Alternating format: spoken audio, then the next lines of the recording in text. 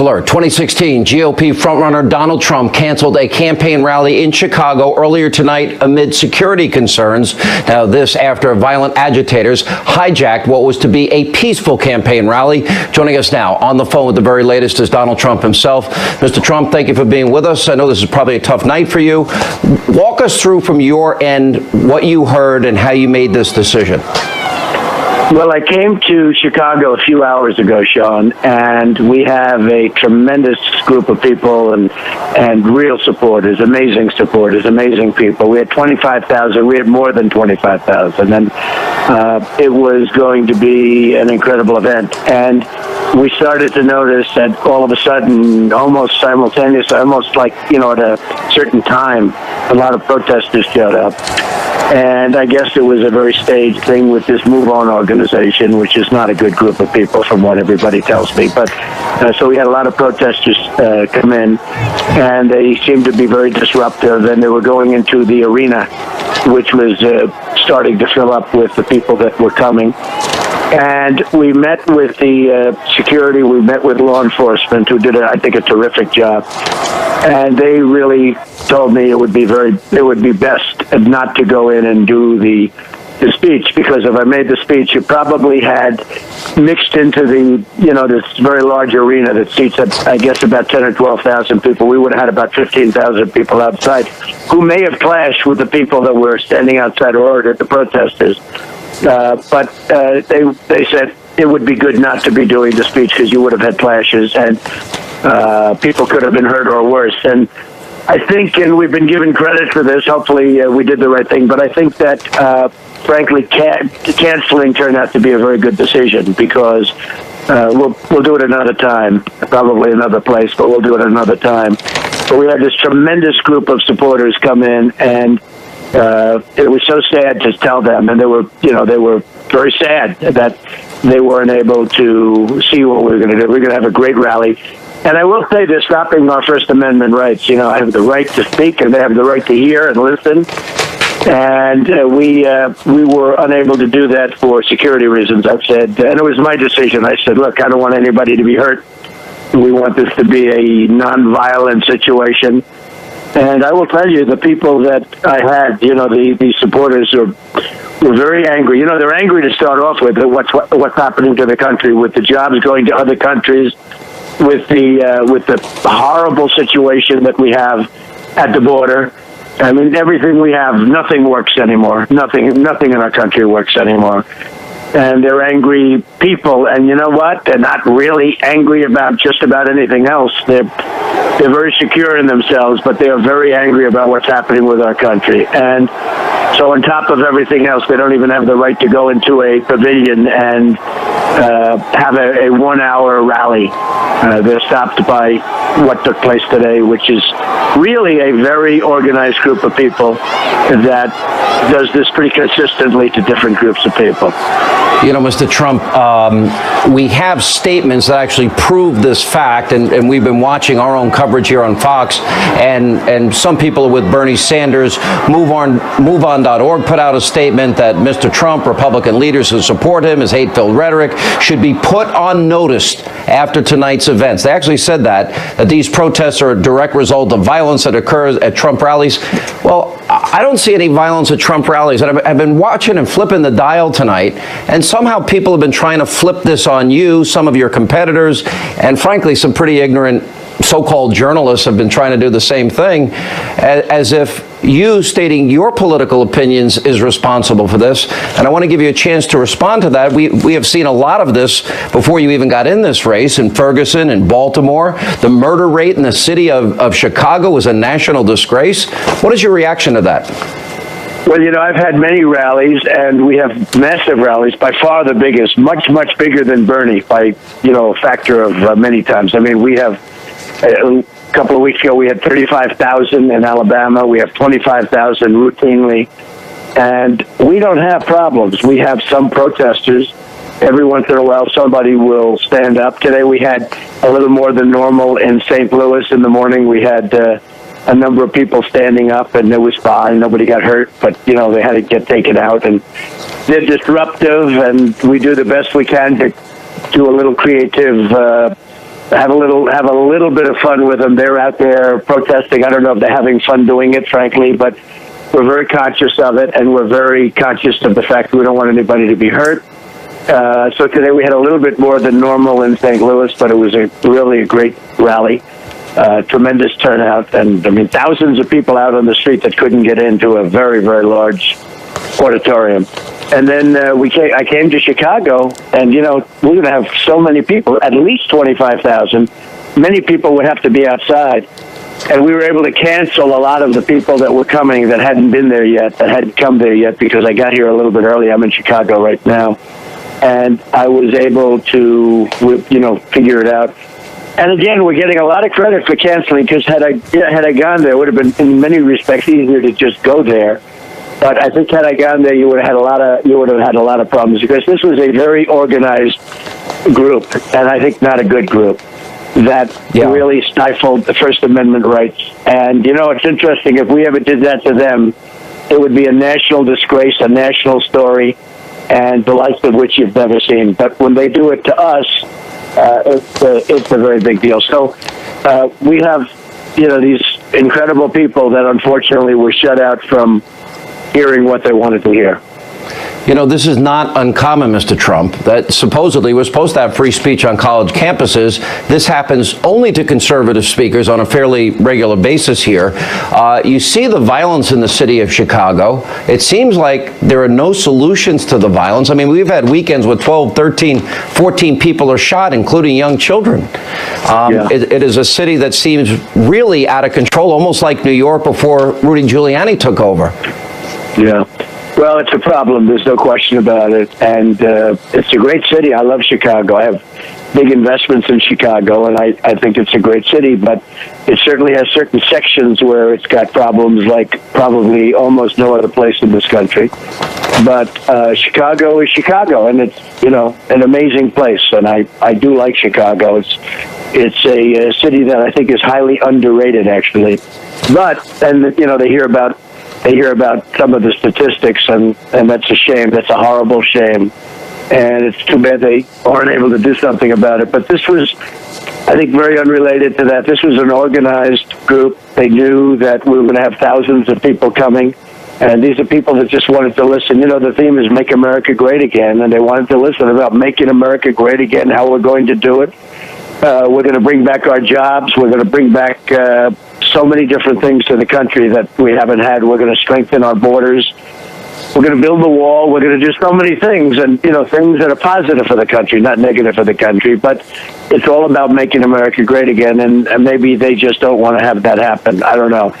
But I think I will say this, Sean. I think we did the right thing. If we would have gone further, I think you could have seen. They've had some pretty bad situations dating back all the way to 1968. The Democrat convention was, a disaster. People killed and lots of things happening. And tonight, virtually nobody is even hurt. And we made a very good decision. We've been given credit for making a very good decision, and we worked very, very closely with law enforcement, and they gave us some really good advice. Let me talk about a double standard, because I watched and I listened tonight, and people said, well, they quoted you from saying, I assumed it was joking, well, in the old days, we wouldn't take that sort of thing. But they never seem to pay attention to some of the rhetoric of the president. The president has said Republicans want dirty air and dirty water. He talked about the police. The Cambridge Police acted stupidly. He said there's a long history in this country of African Americans and Latinos being stopped by law enforcement disproportionately.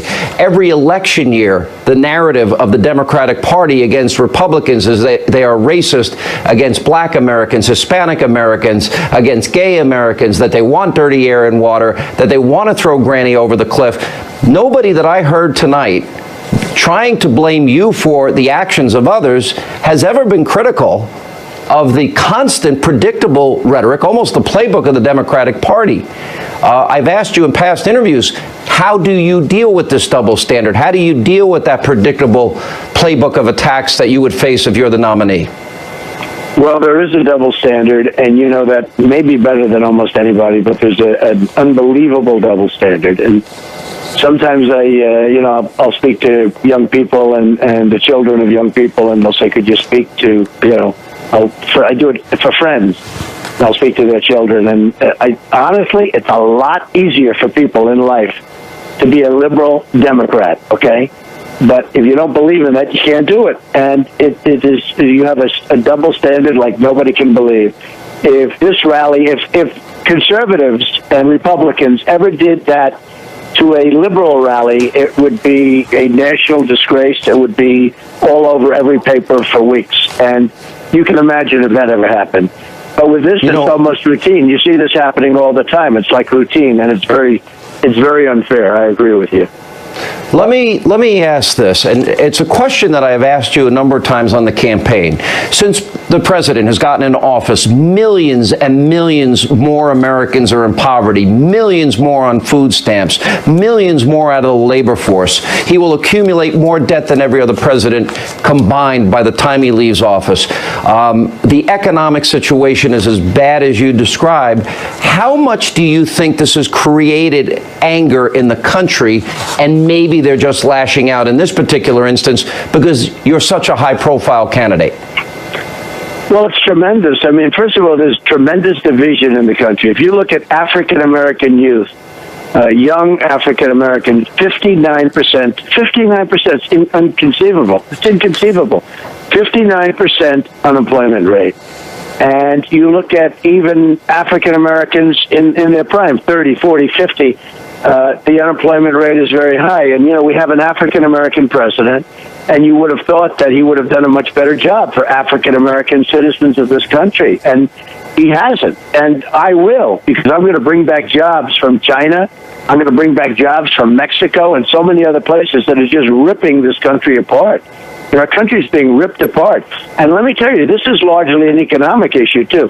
You know that workers, hard-working people, middle-class people, haven't had a salary increase effectively in 12 years, all right? So for 12 years, they're making less now in many cases than they made 12 years ago. And it's ridiculous. And there's a lot of anger. There's a lot of anxiety, but there really is a lot of anger from people that are not angry people. And, you get everybody together and you get them in a city like Chicago, and which, again, is a good city. It's a good city. It's potentially a great city. And a friend of mine who's a very successful guy always found Chicago to be his favorite city. So you get them in a place like Chicago, and a thing like this shouldn't happen, especially to, 25,000 people we had coming to this, John. And, we were able to stop many of them from coming, fortunately. It's the wonderful thing about the Internet. But we were able to stop many, many people from coming, or it would have been really a mess. And then you don't know what would have happened. But we were able to do it early enough. And the early cancellation and the cancellation was just turned out to be a very good move, because now things are just about cleared up and, there's been no damage.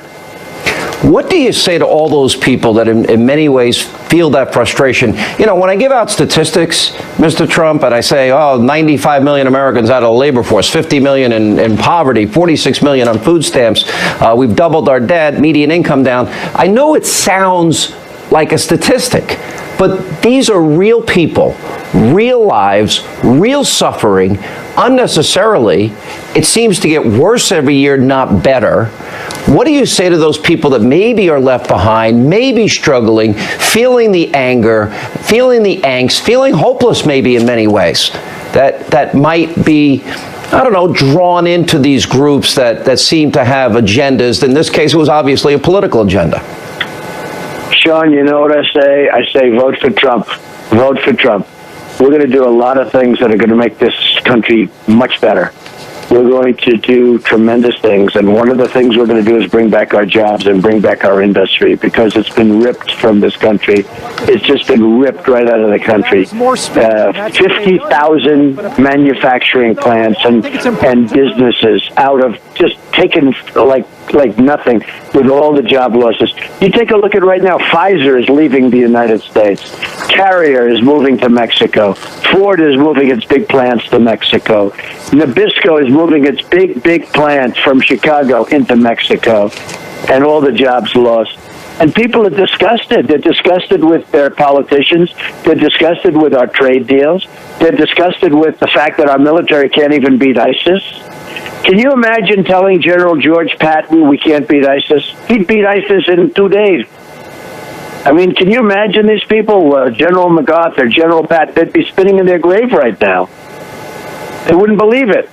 But, we can't beat ISIS. We can't do anything. We can't take care of our vets. We can't have good health care. Obamacare is a disaster. It's got to be repealed. It's got to be repealed and replaced. We can't get education locally. We have this horrible Common Core, which is a disgrace, where people are making a lot of money from Washington, and they don't care about the people of Ohio. They don't care about the people of any place you want to mention. I mean, they don't care. I mean, you have some probably do, but for the most part, they care about how much money they're making, and education is. So we can't, Sean. We don't win at anything anymore. This country doesn't win at anything, and that's why you have so many people coming to my rallies, and that's why you have a great anger. There's no question about it.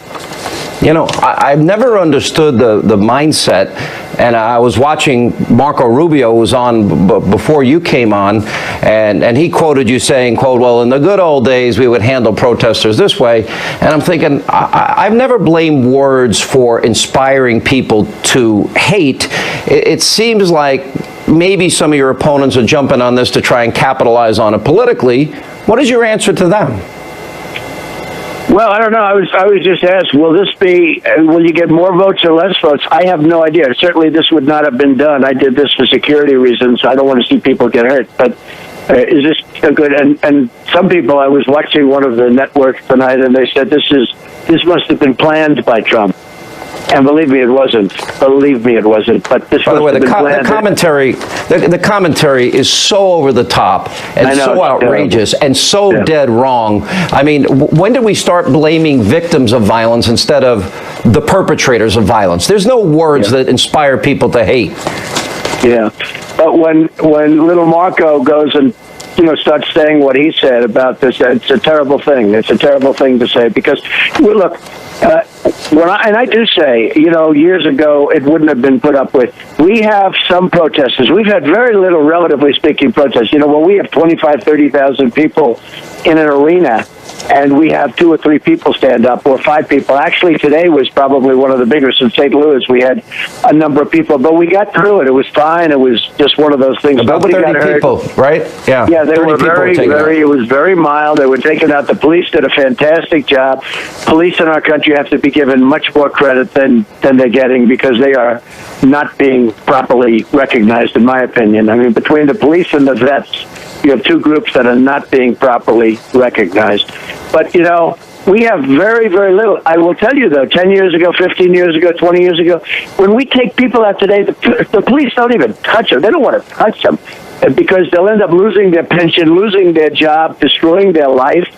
It's brutal today. So it's a very hard thing. And I do say, in the old days, they wouldn't have put up with it like they do right now. They wouldn't have put up with a protester standing up in the middle of a speech in front of thousands and thousands of people and screaming at the top of his or her lungs. And then also, in some cases, being very violent, throwing punches. And then when the people surrounding this person, people that are getting hit, start throwing punches the other way, the story the next day is how violent the room was, as opposed to this particular protester or protesters that actually were causing the problem. And I see it because I'm making a speech. I'm on high, I'm on the platform, and I'm able to see it. And I see some people that are really, bad. They're bad dudes, and they're throwing punches. And when the punches are thrown back, it's always their fault. It's always the person, the supporter. It's always their fault. It's so unfair. It's so unfair. And I see it all the time. But we've had very, very little problem. And we've actually, relatively speaking, for the amount of people, for the tens of thousands of people that go to every event, we've had very, very little problem. Now, MoveOn.org, there seem to be threatening that this is going to go on at future events, Mr. Trump. And I want to remind our audience here that MoveOn.org endorsed Bernie Sanders by a vote in January 2016, and they had a record-setting 78.6% of 340,000 votes supporting Bernie Sanders, and yet they're responsible for creating this havoc and shutting this event down, and I would even argue putting innocent people's lives in jeopardy. There were women and children at your event. I saw them there. They had to see all this tonight. You know, where's the media asking Bernie Sanders, why are your supporters doing this? Some people even went on Fox cameras tonight and said they support Bernie Sanders. They wanted only Bernie Sanders' voice heard on tape. Everyone in the media will ask you, who's going to ask Bernie Sanders, considering this is the group that has openly endorsed and supported him? Will he condemn it? Will Hillary condemn it? Is that a fair question? I remember when Bernie Sanders, his microphone was taken away from him by the two young ladies that were in attendance, and they went up and started screaming in his face, and they took away his microphone, and he walked back like a little baby from the microphone. I remember that very vividly. I thought it was disgraceful, actually, that it was allowed to happen. But look, whoever this group is, it was an organized group.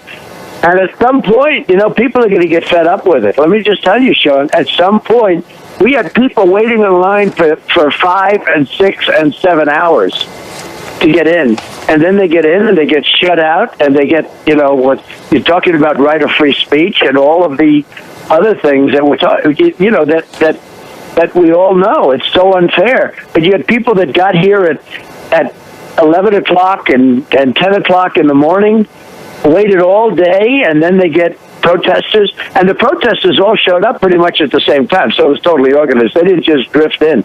They just, boom, all of a sudden showed up. So, you know, at some point, they won't get away with this stuff, because it's going to be end up being a much different situation. I will say this. I have such great love and respect for these people that have been so supportive. Their courage, they were so nice tonight, you know, to wait hours and hours to get in, and then to be told we're going to postpone it, and to leave, and there was no violence, essentially no violence. I have such great respect for them. The MoveOn.org people supported this. You know, in the course of this campaign, it's obvious you have taken on the issue of securing America's borders and building a wall on the border because of drugs and the crime that is associated with it, the cost to our educational, healthcare system, our criminal justice system. Obviously controversial, I guess, in the minds of some. To me, it just makes common sense. I know to a lot of conservatives, it's common sense. And also, like I was watching you last night during the debate, you know, here we have a country like Saudi Arabia that doesn't let women drive. Women can't go to work and school without their husband's permission. They can't leave the house without a male relative. And yet we act like they're a close friend and ally. And you were talking about a major cultural divide with Islam. Now, I think this is a conversation America needs to have. Do you think that a lot of the backlash from these radical leftist groups are maybe associated with these positions that you seem to be willing to take that others maybe don't have the courage to take? Yeah, I do. I think they're associated with the strong border. I mean, I want to have a strong border. We have to have it, otherwise we don't have a country. We have drugs pouring in. We have crime pouring in. We have, you know, a lack of economic development because of it. We hurt our job picture, which are desperately needed. So, you know, there are a lot of reasons for it. There's also just a total disrespect for the law. You look at what happens. I mean, it's a total disrespect for the law. And they have to be careful, because things like this and incidents like this, you know, countries build up great anxiety, and they build up something that can be very combustible, and that would be a terrible thing. And that's what I didn't want to see tonight. I mean, when I flew in, I was 2 hours early, and I flew in and I said, I met with law enforcement, and they discussed, and they were totally prepared to go through it. And they said it'll be actually hard getting in and could be even harder getting out.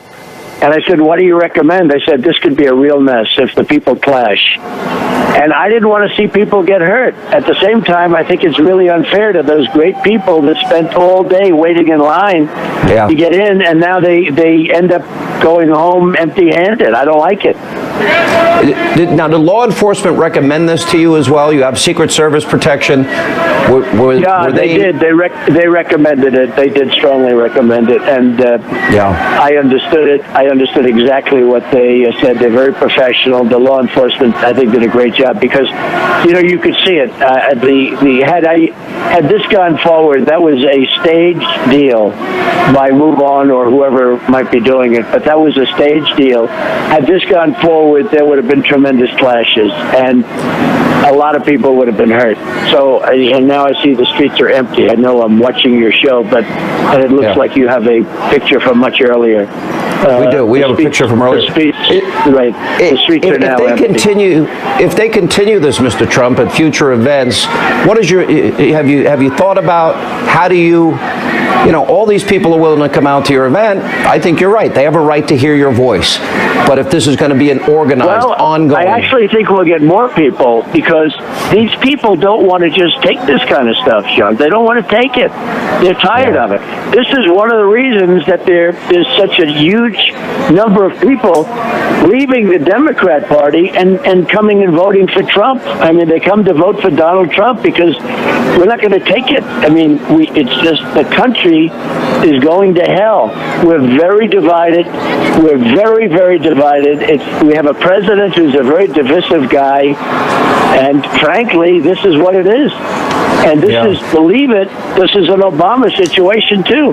He has caused tremendous division in this country. He is I call him the great divider. And we're going to unify the country. It's going to be tough, but we're going to unify the country. But right now, we have a very, very divided country. How do you? I think you raise a good question. How do we unify the country? How do we get?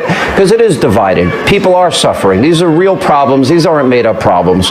As I said, millions and millions of people really suffering. Government has hurt them. They're not helping them. The violence in Chicago, the murder rate in Chicago, the fact that it hasn't been dealt with is a national disgrace in many ways to me. But how do you bring these disparate views and parties together? How does that happen? Is that something you need? Lots of things. You need education, you need programs, but you also need jobs. We're going to create jobs.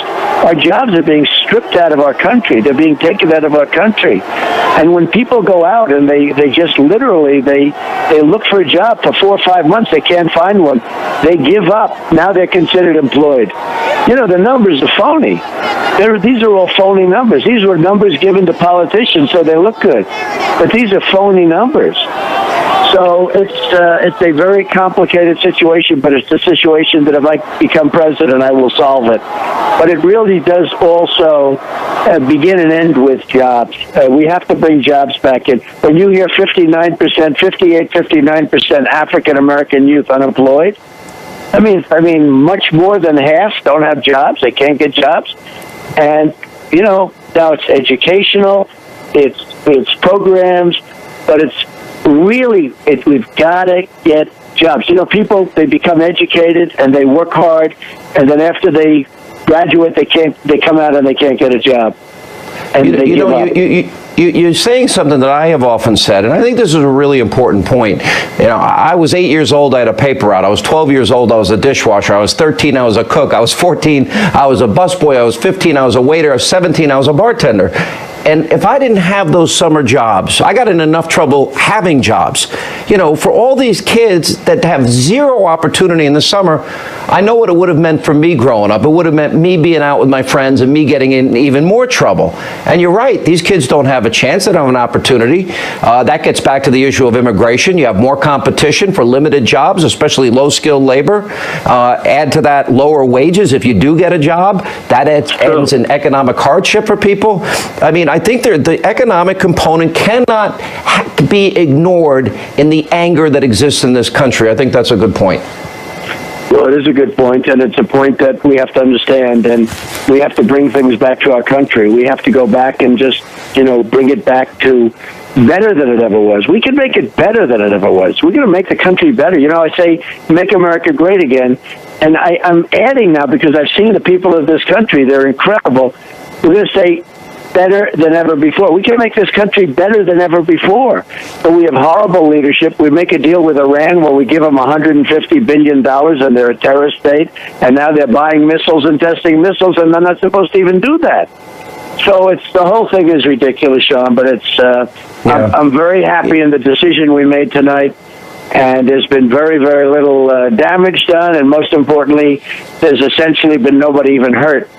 And I think if we would have made the wrong decision tonight, could have been something that would have been very bad. And everybody's very happy with what we did and how it's come out. It's very interesting. I'm hearing a very different side of you. I've known you for over 15 years now, and I sense a real pain in there about how bad things are. Do you think maybe you communicate that enough to people that your campaign is about people? Well, my campaign is about people. It's about making people better, getting people higher wages, getting them better jobs, getting them better education, getting them better health care, strengthening our military so they can keep all those things. Because if we don't have the right military, they're not going to keep all the things I just mentioned. And, we are in a very perilous position. Our military is in very, very bad shape. Physically, the equipment we have is old. The enemy has better equipment because they take it off the people we give it to. We have allies in the Middle East. We give them military equipment. The enemy takes it away. The enemy has better equipment than we do. A friend of mine has a son who's over there, and he's over in Iraq. And he says it's so disconcerting to see that the enemy has our equipment, brand new, and they're using old stuff. The enemy has better equipment than we do. He always tells me that young guy, fantastic guy, when I see him, he always says the enemy has better equipment than they do. They have the Humvees that were sent over, hundreds of them, that are totally armor-plated. All right, Mr. And Trump. our guys don't have it because they took it from the enemy. Well, they took it from people that we gave it to, and they were supposed to be our allies. But the bullet was fired in the air, Sean, and our allies ran. And these characters, these horrible characters that cut off people's heads and drown them in cages, they took the equipment. So they have better equipment than we do, Sean. People are tired of it. They're tired of seeing the stupidity. And with me, they're not going to get the stupidity. They're going to get something much different. And by the way, for the record, you were going to be on camera with us tonight, but at the advice of Secret Service and others, they asked you not to. Is that correct? Well, I think they probably felt that it would be better not to. But, look, I think we can communicate just as well this way. Otherwise, I would have done it. All right, Mr. Trump, thank you so much for your time tonight. Okay. And thank you very much, we'll be following the campaign. Thank you. Coming up, we have a lot more reaction tonight of the news out of Chicago. Earlier tonight, protesters forced the Trump campaign to cancel their rally. We have more right after the break as we continue.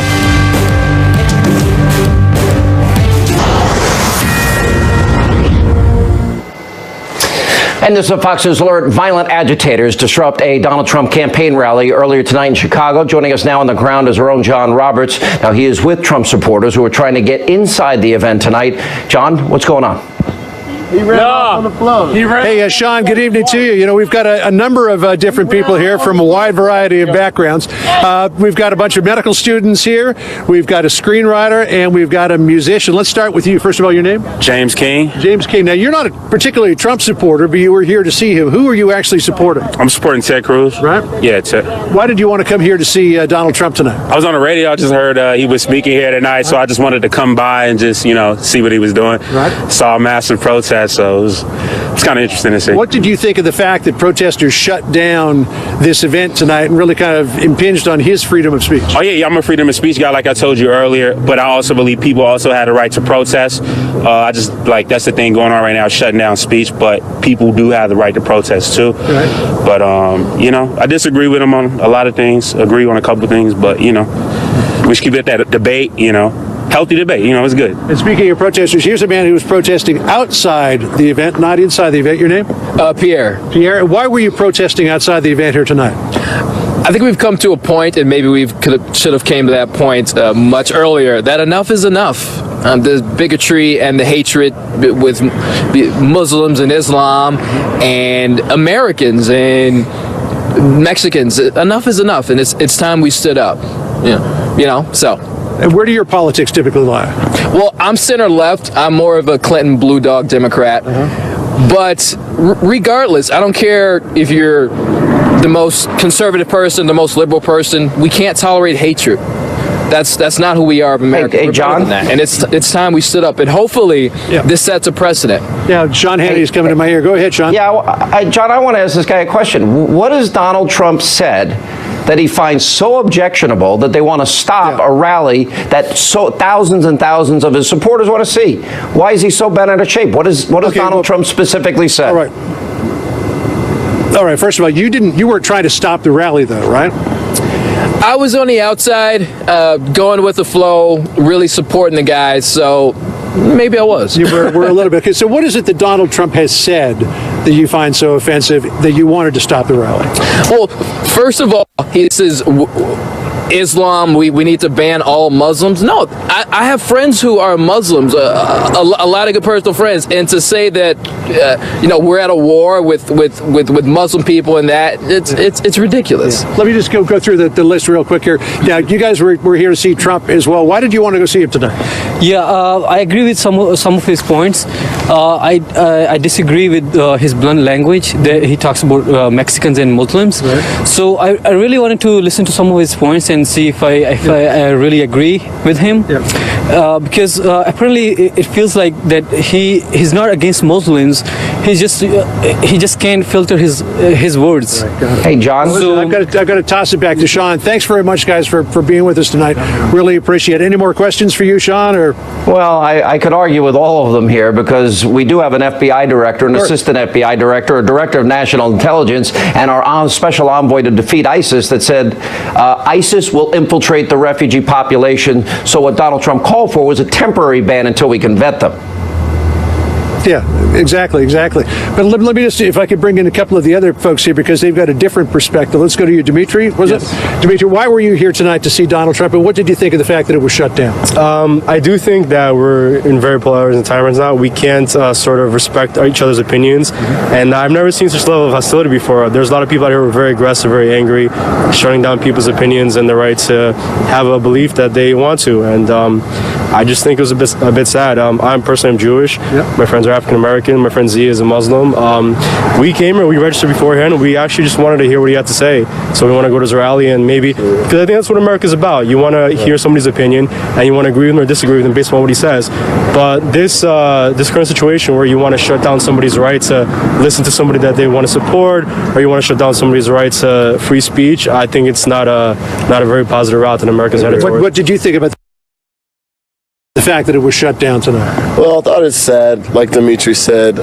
Free speech is this thing we all value in America, and to see it shut down, it's kind of disappointing. Right. Myself, I'm an undecided voter, but I'm a big fan of the American political process. I think we have the most unique political process in the world, and we as students wanted to come to hear what that was about and see what the fuss about Donald Trump was. He's been the most polarizing political figure this political season, so why not come out and hear it? Whether you want to vote for him or not, it's worth hearing because of our political system. Well, guys, thanks very much for joining us tonight. I know you got clinic first thing in the morning, so thanks for hanging in. Thank you. Really appreciate it. Sean? All right, John Roberts on the ground in Chicago. Thank you. Now we have more reaction to the violent protesters forcing Donald Trump to cancel that campaign rally in Chicago. Ben Carson will be with us, Kimberly Guilfoyle, Juan Williams, and much, much more straight ahead.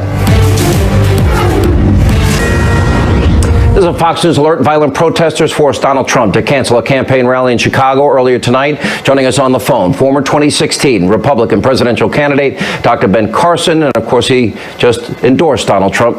Mr. Carson, I know you're a peace-loving guy. Here, this happens quite often on college campuses where you have conservatives that want to speak. And then, of course, then the blame goes out. Well, it's obviously what they're saying that caused people to protest and get violent. This seems like a planned, orchestrated assault on not only Donald Trump's right to speak, but on the right of people that wanted to hear him. Your thoughts? Well, unfortunately, particularly on a lot of our college campuses, intolerance reigns supreme. Tolerance is only taught in one direction. And it's a very dangerous precedent because our young people are being taught that if somebody doesn't agree with you, you have the right to do whatever you want to them, including violence. And it's very sad. It's going to require some extreme leadership, and it's going to have to come from both sides. And I believe that this is an area actually where the media can play a significant role. I doubt. Did you hear some of the reckless? Did you hear some of the ridiculous, reckless commentary? I'm listening tonight, and it's like, blaming words for people getting violent.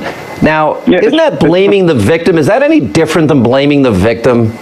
Well, it's craziness. What they really need to be doing is teaching, particularly the younger generation, what the meaning of the First Amendment is, why the Bill of Rights is important. I don't think these things are taught to them anymore, quite frankly, particularly in our institutions of higher education. And it's leading to a very difficult situation. And then also we need to recognize that what's happening, particularly in a lot of our inner cities, since President Obama came along with the Hope and Change model, it's been a lot of hope, but not much change. So what does that do? That leaves people very, very frustrated and makes them easy to manipulate. I've got to run, but I got to tell you, Dr. Carson, that is such a valid point. Things have gotten so worse, so bad for so many millions of Americans, and you know what? They're feeling hopeless. And nobody points that out. But we'll have you back on soon to talk about it. Unfortunately, we went long in the last segment. We appreciate you being with us. Thank you, sir. No problem. Okay, take care. All right, coming up, more reaction to the violent protesters shutting down a Trump rally earlier tonight. We'll check in with Kimberly Guilfoyle, Juan Williams, there next as we continue straight ahead.